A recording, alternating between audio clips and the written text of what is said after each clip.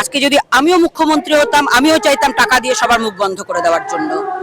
এই ট্যাকটিসটা কোনো সরকারই ধরতে পারেনি, যেটা নাকি এখনকার সরকার ধরে নিয়েছে, যে টাকা ফেলবো মানুষের মুখ বন্ধ থাকবে।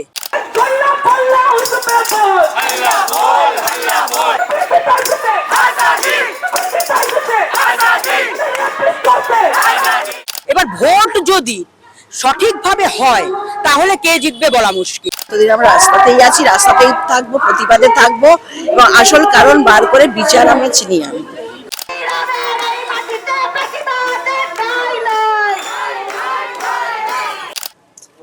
আমি কিন্তু কোনো রাজনীতি করি না, একদম সাধারণ মানুষ। আমরা কেন অভয়ার জন্য এক হতে পারছি না? তাহলে নিশ্চয়ই কোথাও কোনো ভাগ আছে।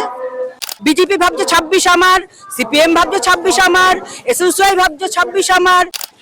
সুতরাং ওনাদের কোনো ভয় নেই তো, ওনারা যাচ্ছে যত রাত জাগো যাই জাগো, ভোট তো আমরাই পাবো।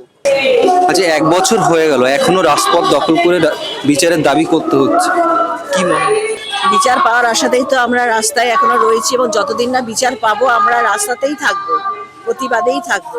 বিচার আমরা ছিনিয়ে আনবই, কারণ যে ঘটনাগুলো বলা হয়েছে এই অভয়া কাণ্ডে, সেগুলো একটাও ঠিক নয়।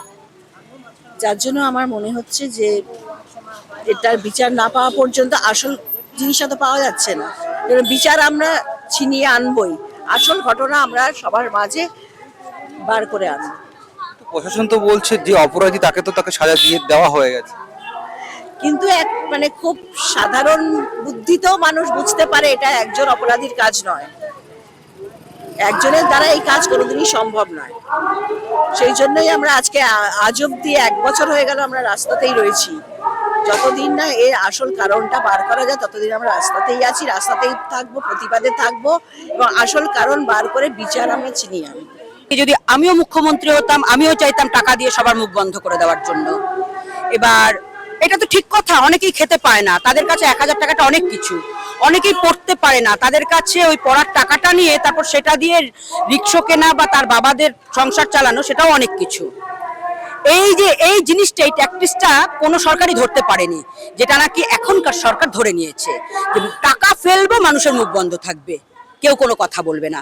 সেই জন্য কন্যাশ্রী হচ্ছে, কন্যাশ্রীকে টাকা দিচ্ছি, সুতরাং ধর্ষণ করতে অসুবিধা কোথায়? টাকা পাচ্ছ, সুতরাং তুমি আমার ভোগ্য। আমি যদি তোমাকে টাকা দেই, তুমি আমার।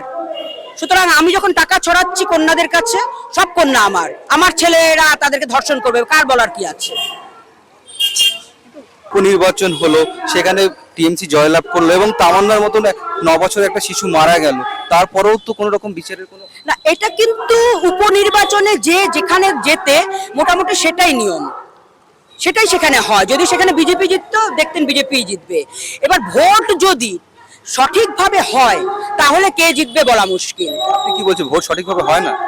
ভোট তো কখনো সঠিক হয় না। অনেকের কাছে শোনা যাচ্ছে মাথায় পিস্তল ঠেকিয়ে ভোট হচ্ছে। ঠিক না, যত এই যে অভয় মঞ্চ বা যেই মঞ্চ গড়ে উঠছে, সবাই তাহলে ভোট বুথ পাহারা দিক। যেমন আমরা রাত দখলের জন্য রাস্তায় নেমেছি, সবাই বুথ যদি পাহারা দেয়, তখন দেখা যাবে এই যে ভোটার লিস্ট কাটতে যাচ্ছে, কাটতে দিচ্ছে না নামগুলো, ভুতুড়ে সব ভূত পেতনিরা এসে ভোট দিয়ে যাচ্ছে। তাহলে ভোটগুলো দিচ্ছে কে? সেটা তো নাম আপনার? আমার নাম শুভ্রা উপাদত্ত। আমি কিন্তু কোনো রাজনীতি করি না, একদম সাধারণ মানুষ। আমাদের এই 14ই আগস্ট থেকে গড়িয়া উই ওয়ান জাস্টিস বলে একটা গ্রুপ তৈরি হয়েছে, সেখানে একদম সাধারণ মানুষদেরকে নিয়ে, যারা পলিটিক্স করে তাদের থেকে আমরা শত হাত দূরে। কারণ অভয়াকে নিয়ে পলিটিক্স করা যায় না। অভয় মা বাবাকেও আজকে রাস্তায় গড়াগড়ি খেতে হচ্ছে, কারণ আজকে এখানে কিছুটা সমাবেশ হচ্ছে, ওই দূরে কিছুটা সমাবেশ হচ্ছে, গড়িয়া মোড়ে 3-4টে সমাবেশ হচ্ছে। কেন? আমরা কেন অভয়ার জন্য এক হতে পারছি না? তাহলে নিশ্চয়ই কোথাও কোনো ভাগ আছে। এটা তো মানতে হবে, সবাইকে এক হয়ে যদি একসঙ্গে লড়াই করতে পারে তাহলে অভয়া বিচার পাবে। নাহলে শাসক দল তো বুঝতে পেরেছে, সবাই তো যেমন এই যে 5টা আঙুল মুট করলাম, মুশকিল আছে ভাঙা, কিন্তু এই একটাকে মুচকে দিতে পারবে। উনি জানেন সবাই এরকম ভাবে আছে, আলাদা ভাবে, এক কেউ কোনোদিনও হবে না, থাকছে না। সবাই সবার 26-এর দিকে তাকিয়ে আছে। বিজেপি ভাবছে 26 আমার, সিপিএম ভাবছে 26 আমার, এসইউসিআই ভাবছে 26 আমার, আরো যারা দলে আছে তারা ভাবছে 26 আমার, কাউকেই পেতে দেব না। কেউই যখন পাবে না, সবাই ভাগ হতে হতে সেই তৃণমূলই আবার আসবে। সুতরাং ওনাদের কোনো ভয় নেই তো, ওনারা যাচ্ছে যত রাত জাগো যাই জাগো, ভোট তো আমরাই পাবো।